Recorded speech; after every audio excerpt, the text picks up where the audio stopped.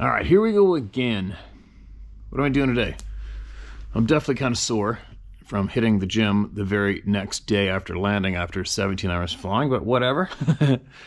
There's 3 days in there now, and Sarah's gone for a massage, and I guess I'm going to go swimming in a bit. That's about it.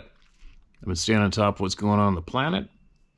And then the B-roll, so obviously I can't go in the woods around here. I'm stuck at the hotel and stuff, so nothing really to take you out and show you around here yet. Maybe after tomorrow. Tomorrow we're going to take a 4-hour bus ride.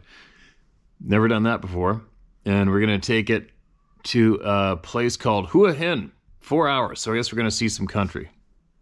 And then go somewhere we've never been before and see what's up there. So I've been throwing down B-roll for you guys to watch. I hope you're finding it interesting because it's just random. I don't really give a shit. It's just random. I have 2 external drives and a handful of SD cards in my bag, in my camera bag. So I just go into there and see what I got, and I slap it on the video for you guys to watch with no real order. So I'd imagine it might be kind of amusing or entertaining. Who knows? Whatever. And I'll probably do it again with this video. So as I sit here and do this, yesterday's or the last video that you guys have watched is still loading on day 2 with only 50% of it loaded. Holy cow. Anyway, here we go. What do we got? This person's email is titled, let me change it to red. This is titled A Veteran's Bigfoot Experience. All right, here we go. For what it's worth, I offer a Bigfoot story told to me by Bob, a fellow Vietnam combat veteran, while we were driving home from a speaking engagement years ago. Bob came back from an extended Vietnam tour in 1967 and was assigned to the Presidio in California. Presidio in California. He spent his off days reconnecting with the Boy Scouts, which was a lifelong interest. And one weekend, his scouting troop decided to go on a camping trip to Northern California. They stopped at an outfitter's shop to pick up tents and miscellaneous supplies, which were provided by an old, grizzled, but friendly proprietor of the establishment. They set up camp in a meadow alongside a lake fairly high in the mountains. They dug a latrine trench further up the meadow behind a stand of bushes that were about chest high. While dinner was being cooked, Bob decided to visit the latrine and was relieving himself when a massive figure arose from the other side of the bushes directly across from him and not more than 5 feet away. That'd definitely make you clean yourself out pretty effectively, wouldn't it? I was astonished and asked Bob if it was a bear. He said no, but it was massive and standing on 2 legs. And I said, "You mean it was Bigfoot?" He replied, "Call it what you will. Whatever it was, it never made any noise or moved toward me, but it just turned around and walked away on 2 legs. And I said, "What did you do?"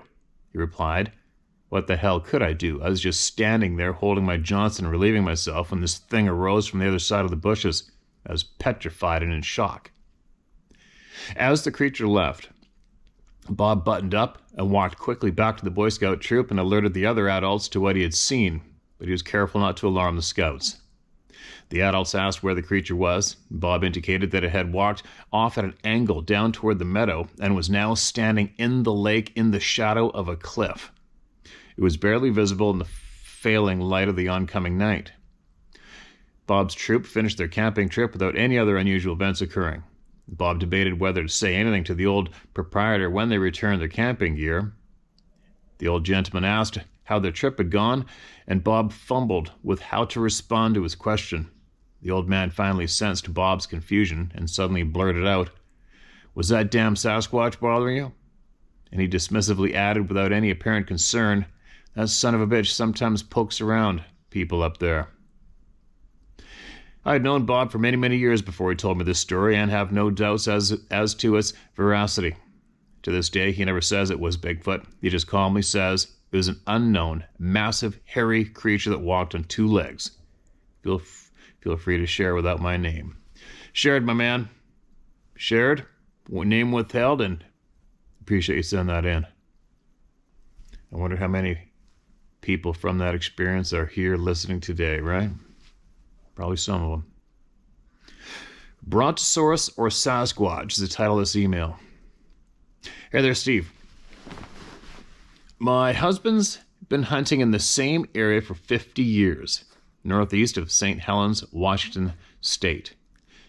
At age 19, night of opening weekend, he headed up to a common camp area, arrived late, and it was totally vacant. Warmer night, driving with truck windows down with headlights, he scanned a clearing looking for firewood along a tree line 20 yards away. And suddenly, a deafening, deep bass-toned, guttural screaming /growl/roar blasted at him just inside the timberline, lasting around 5 to 10 seconds.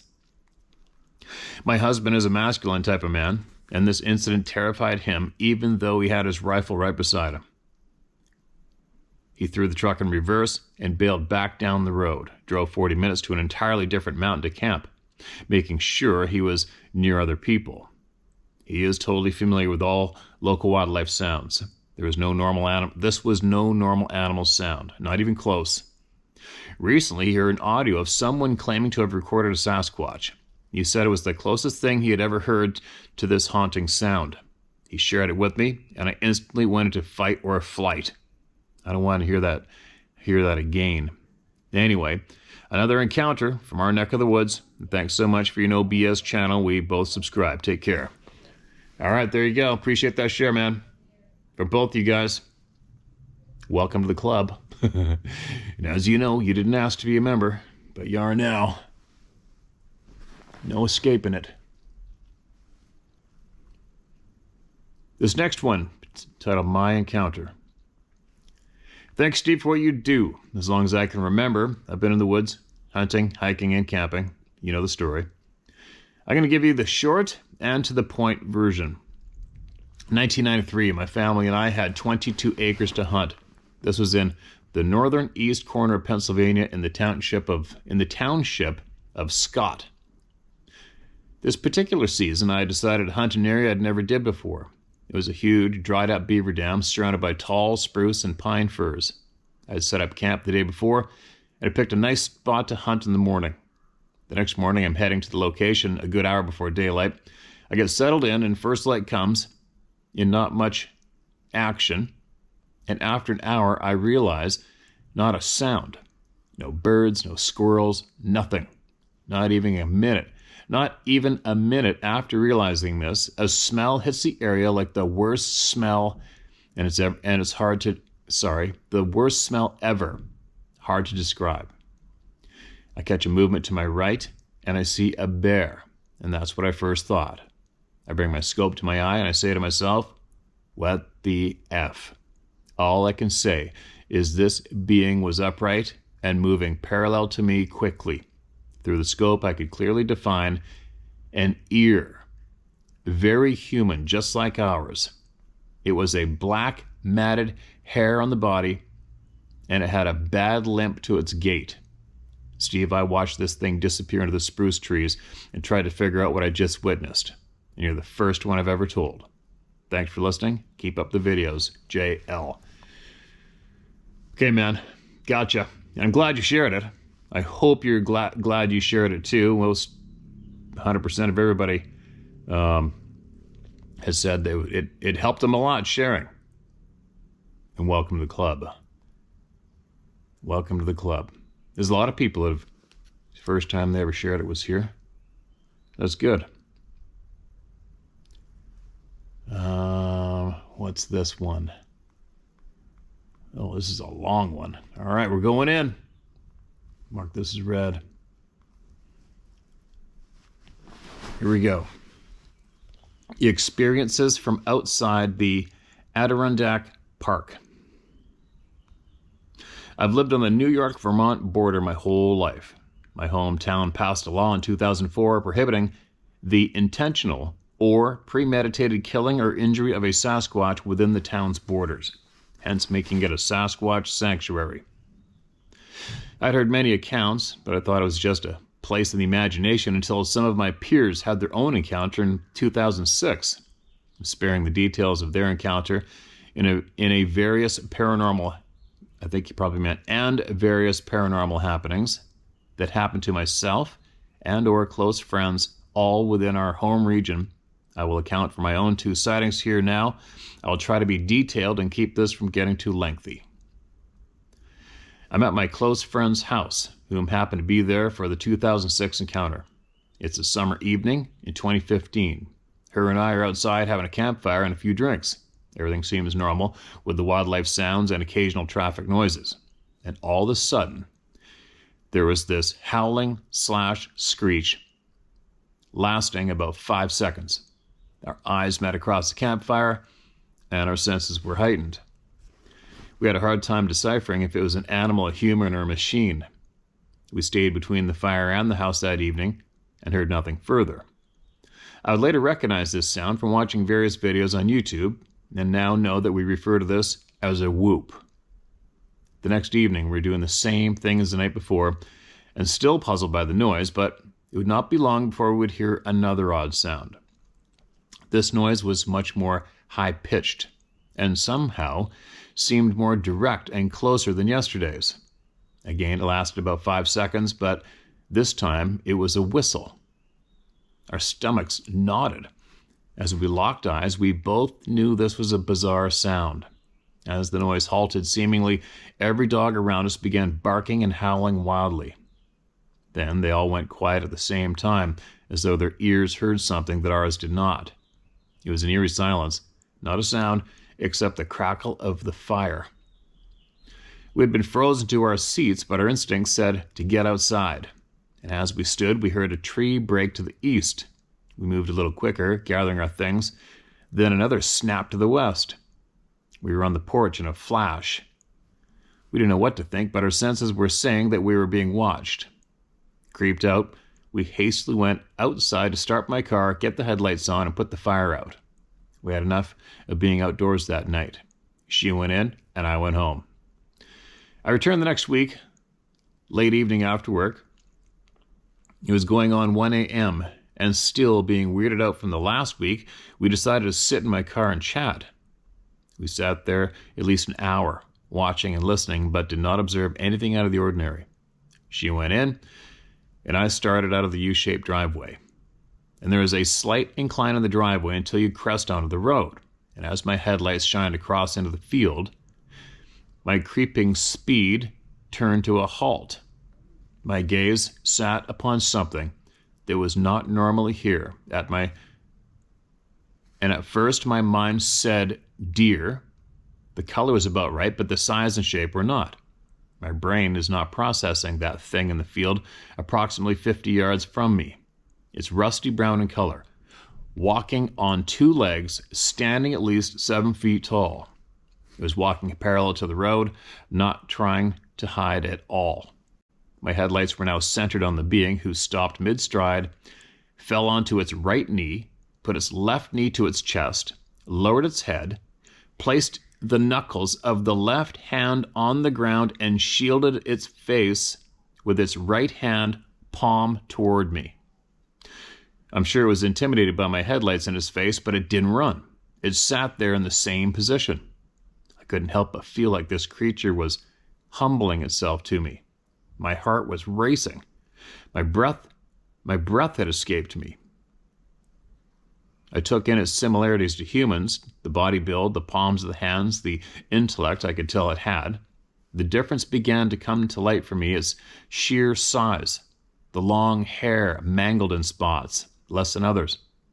And also, what was it doing here? Is this what was watching us last week?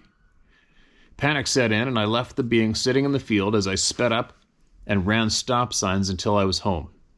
I didn't tell my friend right away, but when I did, she had no doubt and wished I told her sooner. I told my husband as well. He has never doubted me, but still, nearly a decade later, I don't think he 100% believes me. The observation is being burned into my memory, the questions surrounding it. The image of the being is clear in my head, aside from his face. I know it turned and faced me, but I can't say what its face looked like. I've been much more aware of my surroundings since that time. I noticed much more when I'm out walking or driving. And one evening in 2021, I was driving a highly traveled state highway.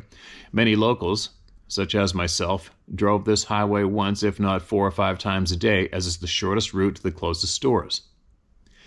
Heading south toward town on the right shoulder of the road is a sloping field with long grass and sporadic bushes and small trees. And as I'm scanning the field for any deer, my eyes settled on a dark spot. To someone who wasn't local and or on alert, it would have stuck out. Sorry, it wouldn't have stuck out at all. But to me, it did. Yeah, I can relate. That happens to probably 100% of us after we see one of these people, for sure. I knew that it was a clear spot. There wasn't a. Sorry, I knew. There's a bit of punctuation missing, okay, guys? But I'll get her. I knew that was a clear spot there.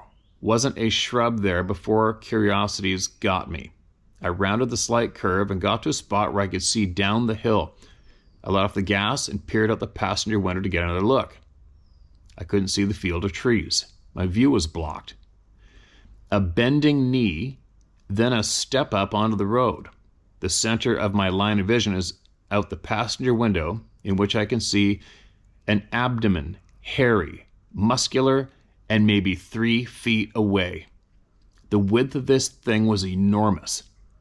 It took up the entire front window and half of the back window of my Jeep.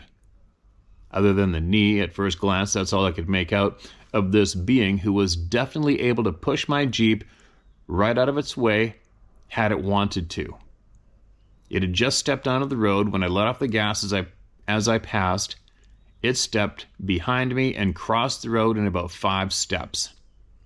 I do believe, had I never let off the gas pedal, this probably would have not been another experience for my accounts. Had I taken a right rather than a left out of my friend's driveway, I probably would have missed that one too. And I can't help but wonder why my attention has been brought to this subject. I wonder if I'm somehow seen as trustworthy to another kind who walks like me, reasons like me. I keep seeing the palm of its hand line, the same as mine and yours. And I'm fully intrigued, my heart and mind wide open on this adventure. Cheers to the club and no return. Wow, and there you go. Another member. Clearer visuals, that's for sure. Pretty interesting and alarming, right? And I hope you're still hanging with us, and if you are, make sure you give us an update when you can. If there is one, I'm sure there is. Crazy, right? Crazy. Crazy, not crazy. We're crazy. Everything's crazy. All right. Here's another one. The title of this email is King Kong. You might hear some kids screaming in the background, but the pool is not too far away from our window, and it's going crazy with the little yard monkeys. So, no big deal. Listen to this. Hello, Steve. I shared this once in an interview, but it's much longer. But I think it's important that I share it with you also. You can use my first name, as I don't care who believes or not. It's one of those things that most believe is a fairy tale until they witness it for themselves anyways. I've lived on this property in Michigan, butted up to the Manistee National Forest for 9 years now, and to keep this from being a book, I will say there have been a few moments that I put off as normal occurrence, but weren't. You know, when stuff doesn't seem right, but like water, your brain goes to the path of least resistance. It did that. I will tell you about the 2 most obvious and mind-boggling instances that had the light bulb in my head finally go off. First instance, I went for a walk in the backwoods, aka National Forest. One way was about 2 hours. I had no reception, but kept my phone for time so I wouldn't be caught out there in the dark. I got to a beautiful sand clearing, totally unlike the rest of the forest, which was covered in wooden debris, pine needles, ferns, young trees, etc. And right in front of me was an old fallen tree big enough I could walk almost upright inside of it.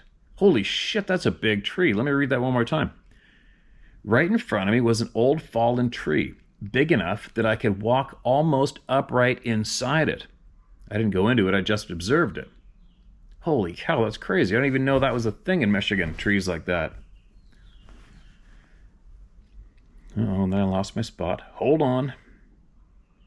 No plants except very few and random starts of weeds, but nothing else. I was amazed at the cleanliness of this area, at least 100 feet long by 50 feet wide. I went to take a step into the area, which would have been my first step onto the sand area, and right as I lifted my leg, a woman's gentle but older sounding voice said, "You shouldn't be here." I wasn't even taken aback. I wasn't scared, and yet I'm alone out here. And my response to the voice was a simple, "Okay." Then I literally turned around and took one more step away from that clearing. And I remember absolutely nothing about walking the 2-hour trek back home. I know what happened at the clearing, but I also had not any compelling urge to talk about it, and also didn't question that I couldn't remember walking home. It's almost as though I'd been hypnotized. The second incident I'm sharing is the one where you no longer question, you just know. I had never, with bare eyes, seen a Sasquatch. I've walked many times through the forest and never felt threatened, though have felt like something else was there.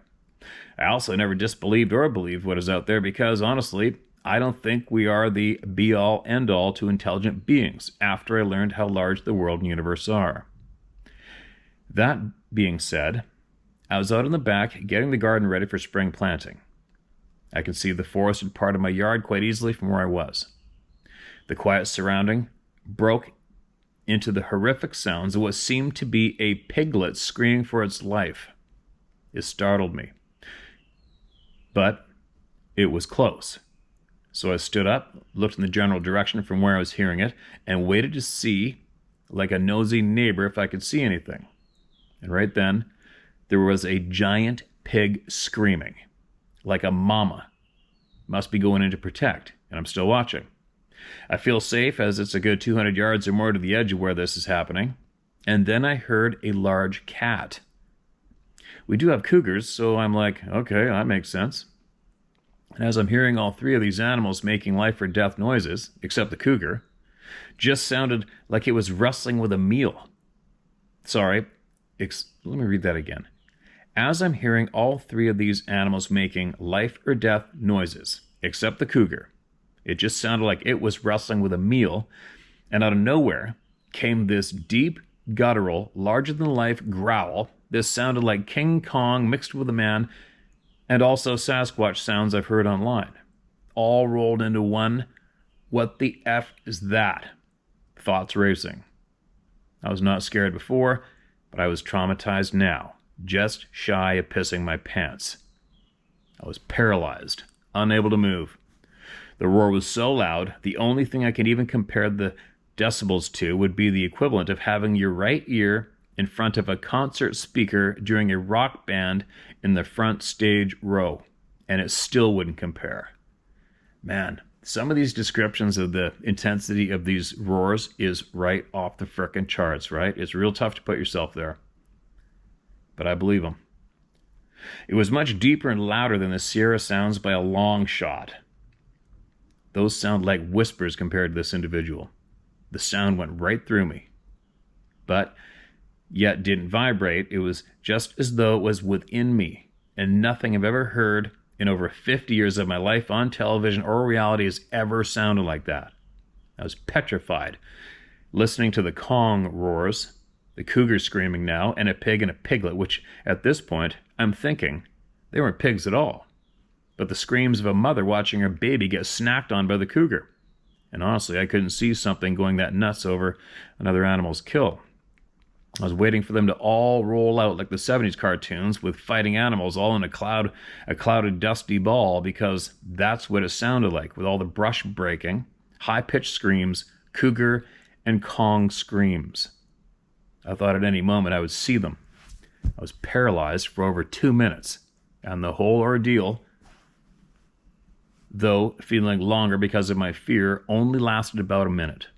I still couldn't move after it all got quiet again. Never in my life had I thought I might meet my end until that day, and I never even saw so much as a branch move at the edge of the forest. I've not gone for a walk in the forest since. I do not think whomever that was is out to hurt me, or I probably wouldn't be writing this now, as I always walked the forest and no harm ever came to me. And also because of the previous experience, if I couldn't remember the whole way home, spoke to someone who clearly wasn't in eyeshot range, nor was it out loud. And I'm not harmed. I don't think that's on their list of priorities. I've never seen a Sasquatch, however, I know they're there. I hear light taps on my windows sometimes, maybe 2 to 3 times a month. My curtains are always closed at night as we're out in the darkness. One day, I tapped back. Never opened the curtains, but curiosity got to me, and I haven't heard a tap since then. I'm not terrified of them. I've learned to be terrified of that sound. It's crazy what a sound can do to a person. Anyway, thanks for letting me share 2 of my experiences. I like and respect your attitude and demeanor on life and all things. You guys are awesome. Sandra. That sounds pretty frickin' terrifying, Sandra. Pretty frickin' terrifying. And if you got, sounds like you got some more in there. You know what I'm going to say. One day, if you feel like it, email us back and give us an update. Share everything you know, if you would. Share it all. Man, I can't believe I haven't heard that flavor of roar and scream yet, myself, really. I mean, I've heard a 3-tone howl a long time ago that I could not duplicate, and it was only about 100 yards from me and another guy. I heard a yell, a definite, very loud yell one time on the same mountain where I filmed that bright light in the timber. But across a bit of a canyon draw from me, I don't know, probably, if I had to guess, that scream, yeah, oh, more like a yell, loud yell, male voice yell, probably came about 600 yards away from me, I guess. But I haven't heard the Tyrannosaurus Rex type thing. This next one is titled, Steve, My Story from 1979. 1979, a very big true story.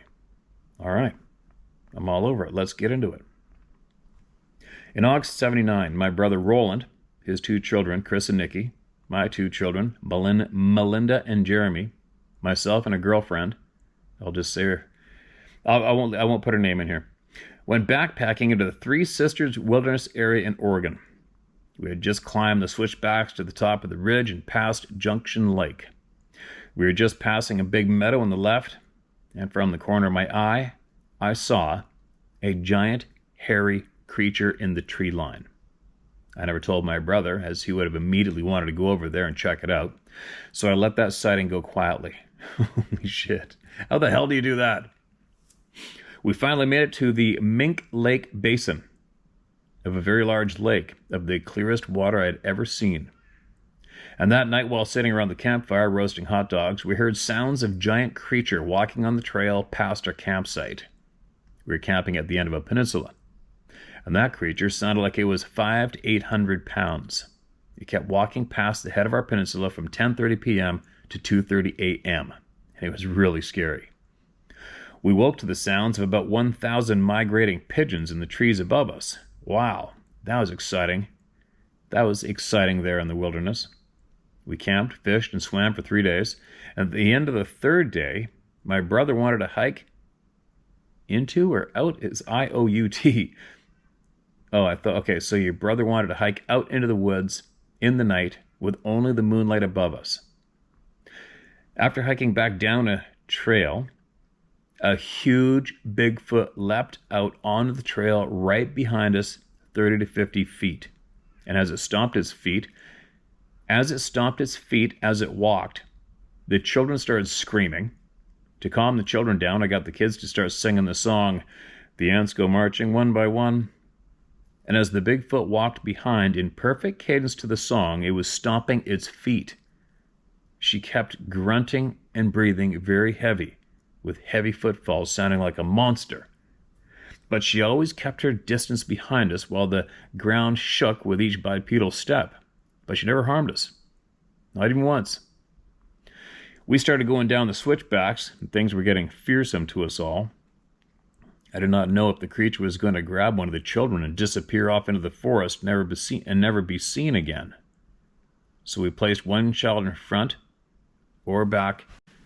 Sorry, So we placed one child in front of or back of an adult. And each time we got to the end of the switchback, the Bigfoot took a shortcut down through the brush ahead of us. We had to pass by this creature within about 15 feet above us on the bank. And it was huge and about 8 feet tall, and it was scary. Finally, we got close to the car, and my brother yelled for the kids to run to the car, and they did. My fearless brother Roland says to me, "Paul, pick up 2 of those 4-inch rocks and let's check this beast out." I said, "That doesn't sound like a very good idea to me."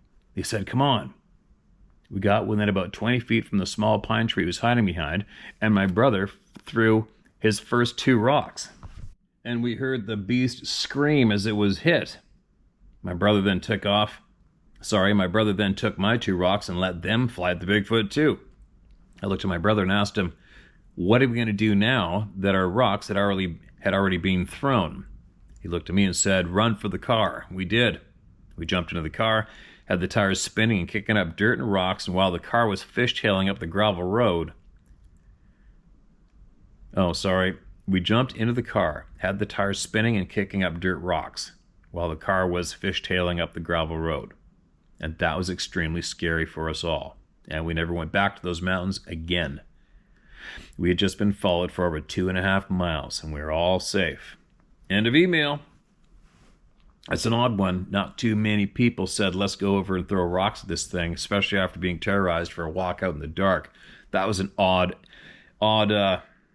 piece of the story, but wasn't there. Take from what you will or leave it, right? A lot of people act differently to different scenarios, situations. Definitely not your typical reaction, that's for sure, from your brother. Appreciate that email. Here we go. Here's another one.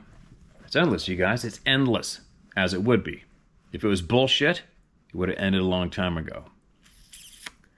Meaning, eyewitness testimony. This next email is titled, "I had no idea that I would F around and find out." Excuse me. Steve, my apologies for this. It's a damn book. It's Thomas. I shared my experience in the Olympic Peninsula at Lake Angeles campground with my workmates. We were pushed out of camp, and then I went back alone. And I was humbled by what I learned that morning, seeing that giant in the shadows. And over the past 2.5 years, that encounter has been heavily on my mind. I've had vivid dreams of what I assume was one of them giving me the sensation of forgetting something. It drove me crazy. I told my brother about the dreams, and he told me to go back to that location with tobacco as an offering. And I did exactly that. I purchased 5 pounds of dry raw tobacco, drove the 4 hours to that lake, presented all the tobacco, and then I left. I felt stupid for doing everything he told me to do. And that night, no dreams. In fact, none after. Confused by that act. 3 weeks later, I went back just to look around. I had to know why. Why were the dreams a figment of my imagination or something more? Once at the lake, I noticed changes. Brush cut, trees cut down in areas all around, like someone went up and changed the site on purpose. It didn't even feel like the same place.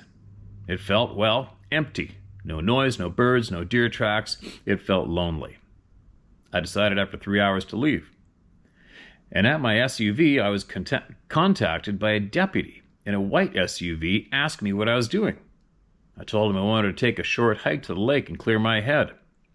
And I was in turn told, that campground is closed due to destructive actions by hikers. Don't come back. Well, that pissed me off. I drove into Port Angeles, Washington for a quick lunch before heading home, and this was in September 2024. I sat there pissed off the more I thought about what that pimple told me, so much that I rented a hotel room for the night. And F him. I was going back early next morning.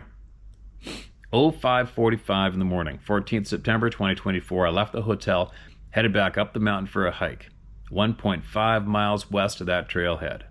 I parked on the south side of the highway where others were parked in case that little puke came back. I managed to blaze a trail in the direction of the lake. Feeling cheeky about my venture, I was stopped by a single commanding male voice to "Stop where you are, Thomas." And that's with quotes. Quote, "Stop where you are, Thomas." End quote.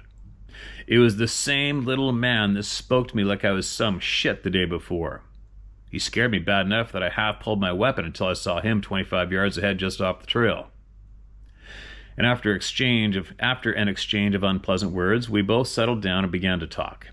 I asked why people weren't allowed to be there, and his response shocked me, Steve. He said, "There have been dozens of idiots banging on trees, yelling, leaving trash everywhere because someone said they saw Bigfoot up here." Oh, God. Let me read that one more time.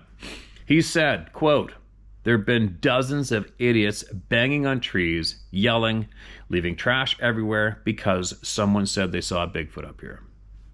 And I was speechless. What the hell? I asked him, what are you talking about? Expecting him to pull an asshole move and tell me to leave, he took a deep breath and told me something I never expected. He said, Sasquatch, the Salish tribe name, as well known in the northern West Olympic range, and they know the large family troop in that specific area. Sometimes hikers get harassment from them when they are in the wrong area, i.e. Port Angeles Lake, the hot spring park on the north side of the mountains, as well as along various beaches along Highway 101. He went on to say, quote, "The rangers, state patrol, and county sheriffs know all about them and consider them to be as normal as elk and deer." And I was gobsmacked, Steve. I never admitted why I was there. I believe he knew. Feeling busted, as well as now knowing everything I needed to know, I told him, "Thank you and goodbye." I had no first-hand experience with those amazing creatures. I did have a stomach full of new information that I believe most people will never know.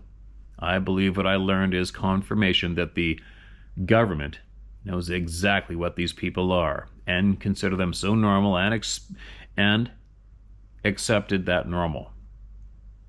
Life can continue without further investigation. I hope the How Hunt family, newcomers, and those that know have learned something by this rather long email.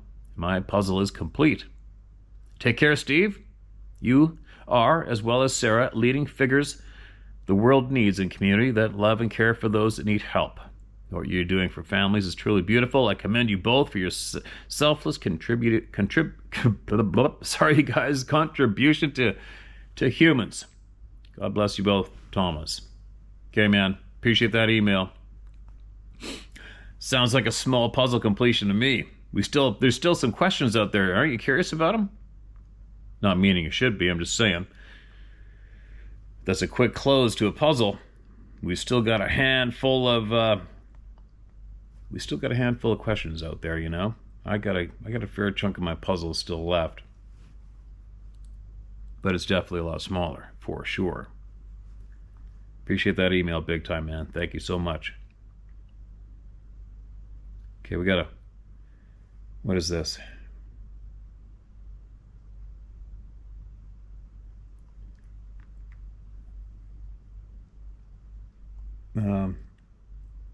Weird eye shine in a Cornish forest, UK. Hi, Steve. You might want to watch the link first to see what you think. So this is a genuine photo from a wild camp a few years ago in Cornwall, UK. We take photos around the camps for B-rolls. The lower one was a screenshot to show you where our tents were situated. Whatever it was tall, as you can tell from the tent, and the eyes are quite far apart. We never heard anything that night. We didn't smell anything, and the two dogs we had were not alarmed by anything. We only noticed this after looking through the photos. Weirdly, on the video, after rewatching it, we have caught the eye shine on a quick glimpse of it in exactly the same area the photo is directed at, but the eye shine is red. It's around 14, okay, and you got me a link to a video, 14 minutes in. Also, now this forest has been completely closed off to the public for over a year, with fencing on all entrances, stating forestry issues. All the best and have a great year. Well, that's a little frickin' bizarre, isn't it? Yeah, gates everywhere, closed. I'm not a big fan of gates myself. I'm not a big fan of any kind of control whatsoever, as you all know. But anyways, thanks for that share, man. I'll put the photos in the video for everybody to check it out. And if that is all right, so your average tent is what? Standing up, your average tent is chest height, isn't it? Or those tents look like they're probably the blue one. I'm guessing comes up to your neck. I'm guessing. All right, I'm gonna share one more. One more. Hi, Steve. Oh, this is titled Another Pattern question mark. Hi, Steve. I'm making my way through your older videos now and enjoying it very much. You've noted many patterns with the experiences, but I'm noticing a pattern with the experiences too. Sorry if you've already covered this, but in case it's helpful, here goes. It seems like the overwhelming majority, maybe 95%, of the people who write in with their stories aren't assholes. They sound like they're humble, grateful, and kind people. And dare I say it, a bit brighter than most. People you'd want to know. Then there's the rare story where they say the Sabe was really aggressive, and the email sounds like it's from a hothead or someone who does not sound very friendly. You could assume that this is because only good people want to tell their story, but that's not the case with any other subject. Most jerks want to be the center of attention and would love the chance to tell everyone all about their experience. And as we tend to create our own experiences, it makes sense that someone who's not very kind would see and feel aggression, whether that is intended or not. We know that someone looking for a fight will usually find one, but that doesn't explain why there's so few of those guys writing in on your channel. It's even more amazing when you consider that your channel caters to alpha males with weapons. Kind of joking, but you have to admit that there are a few Yahoo hunters out there. Where are those guys? In light of the fact that we already know that the Sabi can remain hidden and seem to be able to read people and appear to choose the people who can see them, this pattern is at least intriguing to me. Maybe they don't want to interact with dumb assholes either, hey? I realize this is not very scientific, but I don't think the Sabe riddle is really about science at this point, at least not what passes for science in our current society. After thousands of emails, you would have a better feel for this, but wanted to share what could be another piece of the puzzle. Thanks again for what you do, Tracy. Yeah, well, there you go. I haven't really thought too much about that myself at all till now. But now now that you've planted that seed in my head, maybe I'll start looking for that little sign. I don't know. Who knows? You know what? I haven't really... Now my brain wants to go back and think about all the people I know who have had an experience with these things, and I can't think of too many buttheads that I've come across, really, now that you mention it, but I never really thought about it before. I don't know. Let's see what everybody else has to say about that, too. Maybe in the comment section below. I don't know. But predominantly, this channel is absolutely made up of good people, without a frickin' doubt, overwhelmingly, compared to, you know, if you have found yourself looking at the comment section of other channels, unrelated topics, just, you know, social media channels, social media in general, it doesn't take long to get a whole pile of absolute just picklehead posts, you know what I mean? And we definitely don't have, I don't believe we have too much of that going on here. Definitely in the beginning, but not much now. I'm rambling. What I'm saying is the people that seem to come here are definitely very, very kind, open-minded, intelligent people, way above on average for sure. Anyway, that's all she wrote for the emails today. What is it going to be? January 6th tomorrow, I think. Isn't January 6th going to be some kind of main day in the United States for the government, the election-related items? I hope nothing bad happens. I listened to the Sean Ryan podcast the other night with a military guy on there. Seems to be some alarming things possibly maybe going down. I don't know. I sure hope not. I'm getting sick and tired of all this shit, this violence and crap. The wars, humans killing humans, just doesn't make sense. And there's so much beautiful things to be seen out in the world. Good things to be experienced, you know what I mean? How the hell did we all start killing the shit out of each other? It just freaks me out sometimes. I don't get it. I don't get it. But anyway, enough of that rambling. Hope everybody's doing well, everybody's safe. And make sure you get your truth off your chest. If it can help you or help somebody else, get it off your chest. Share it. You can share it through me, through the people here if you want, or somewhere else, whatever. Just get it out. You can do it here at sharemystoryhowtohunt.com. And I will be back sooner than later, I hope. Talk to you later.